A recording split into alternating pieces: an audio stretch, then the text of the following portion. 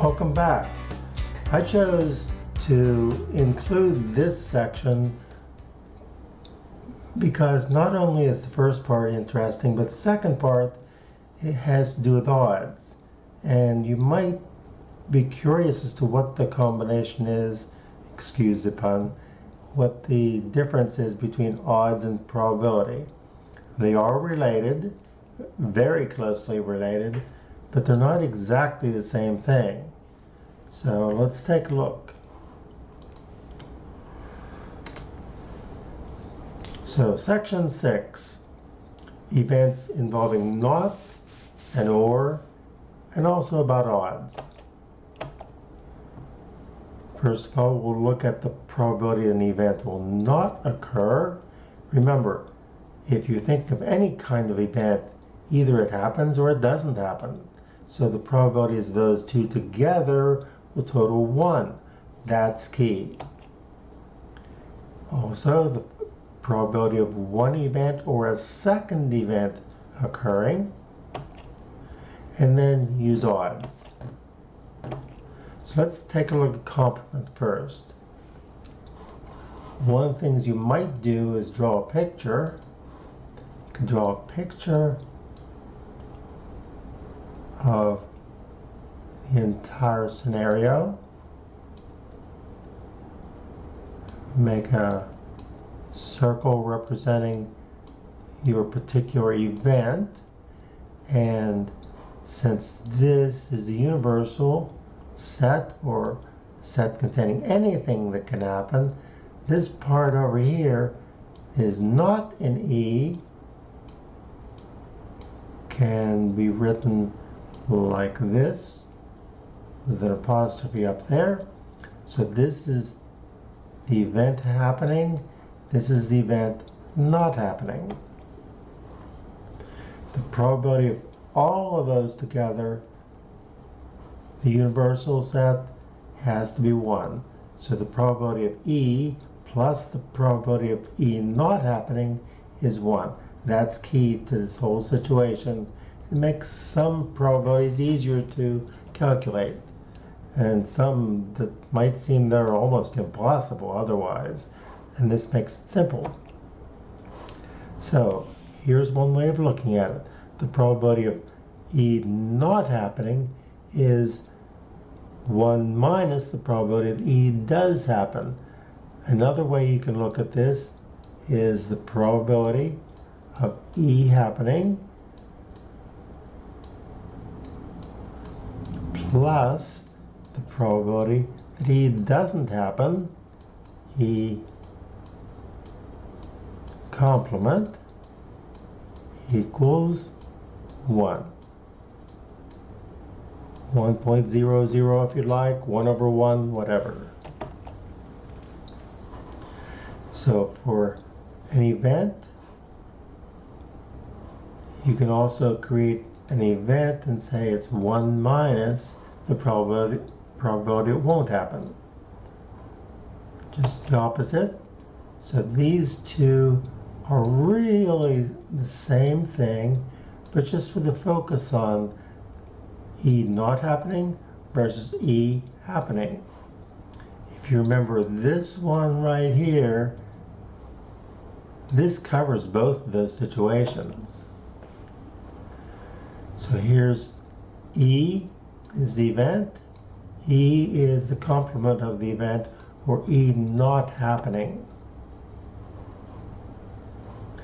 Those are your two formulas. You could keep both those, or you could just keep this one up here. That's up to you.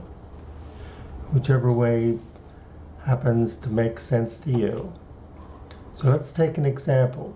We're going to pick one card from a standard 52 card deck. We want the probability that you're not dealt a queen. So the probability of a queen is your event.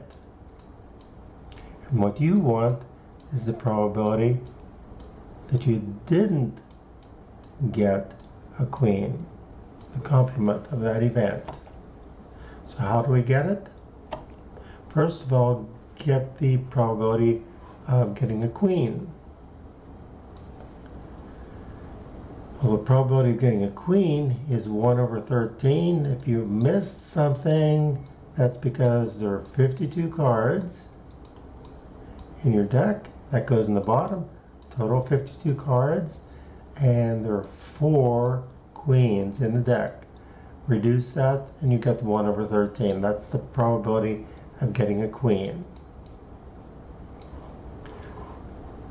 To get the probability it's not a queen, you just subtract that from 1, as is shown right here.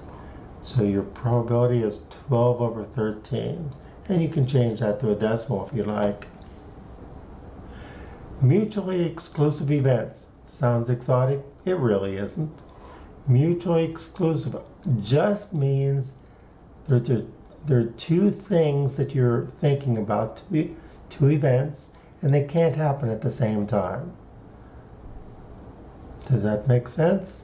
Well, maybe not until you get an example. Another way of saying it is they can't occur simultaneously. Impossible. If they're mutually exclusive, for example, like the getting a queen versus not getting a queen, they can't both happen at the same time.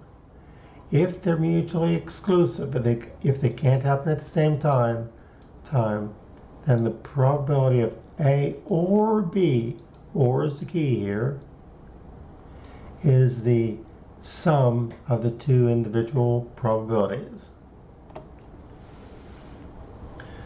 In set notation, A union B is the same thing as A or B. And if they're mutually exclusive events, that means they won't happen at the same time. There's no overlap like this. Nope.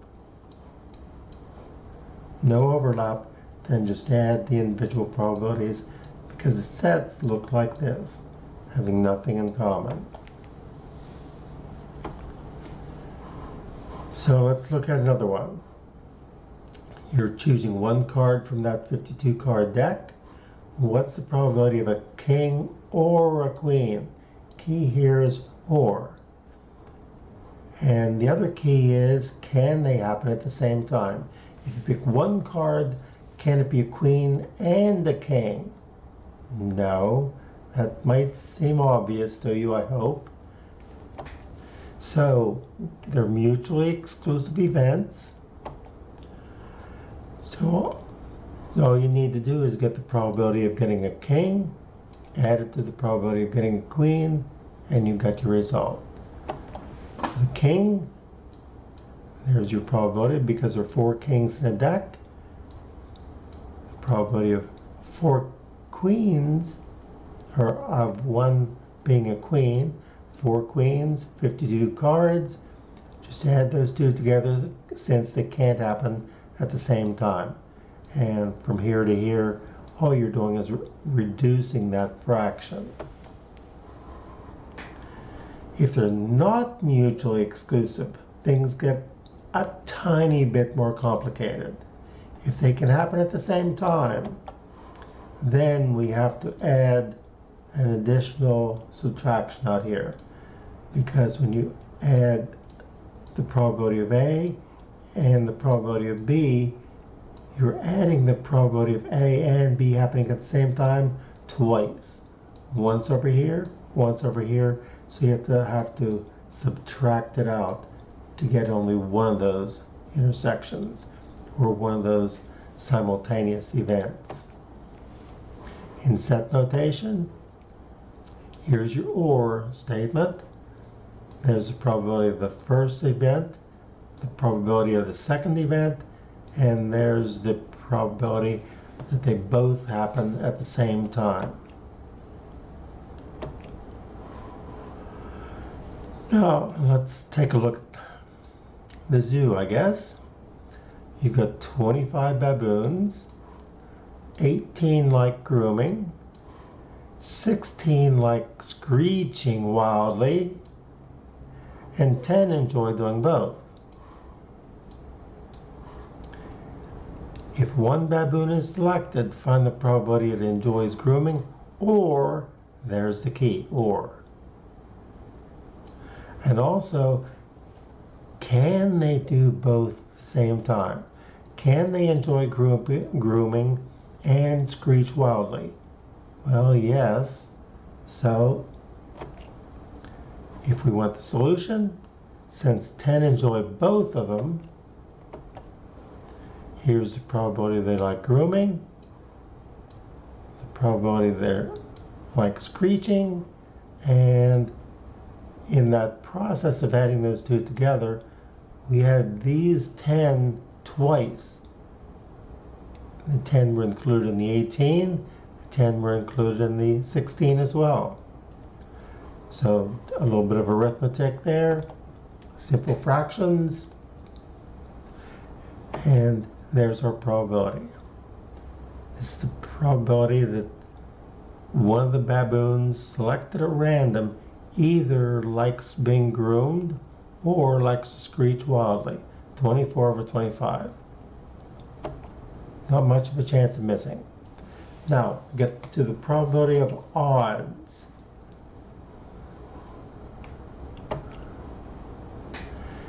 Probabilities and odds, as I said, are very closely related to each other.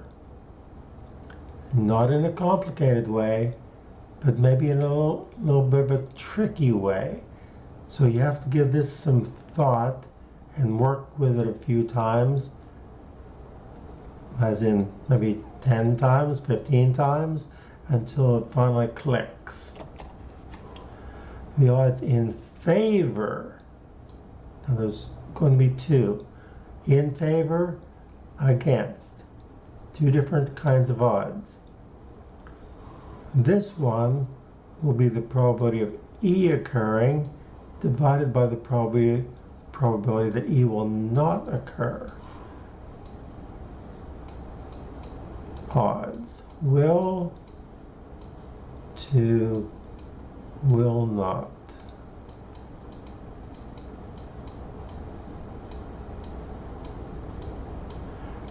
And the other way of writing this would be you could make this into a fraction. Oops. Make this into a fraction, something like that. And let me clear that. It's getting a little messy. There we go. This is the odds in favor of E. So the E goes on top and the not E goes on the bottom if it's in favor.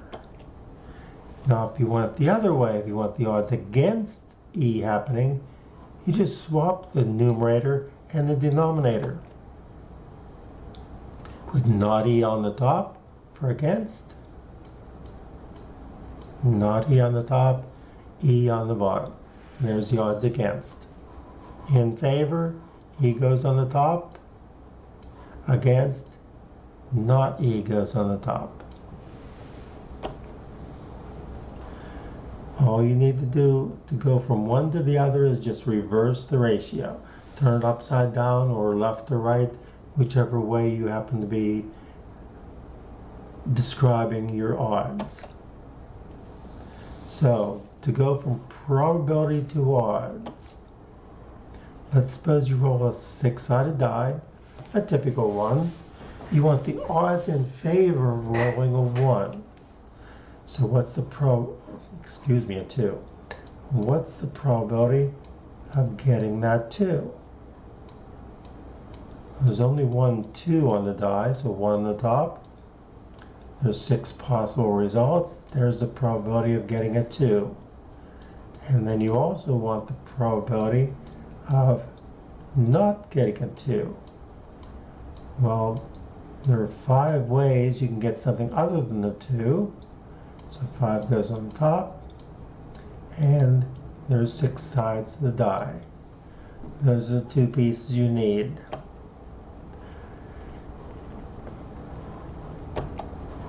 So here's our sample space. Here's the probability of getting that 2. There's the probability of not getting the 2, 5, 6. Put those together. Since it's the probability of in favor, you put the probability of E on the top and not E on the bottom. So it'll be 1/6 over 5/6. Invert the divisor. This is the divisor, the second one, the one you're dividing by, and then multiply. The 6's cancel. Your odds are 1/5 or 1/5.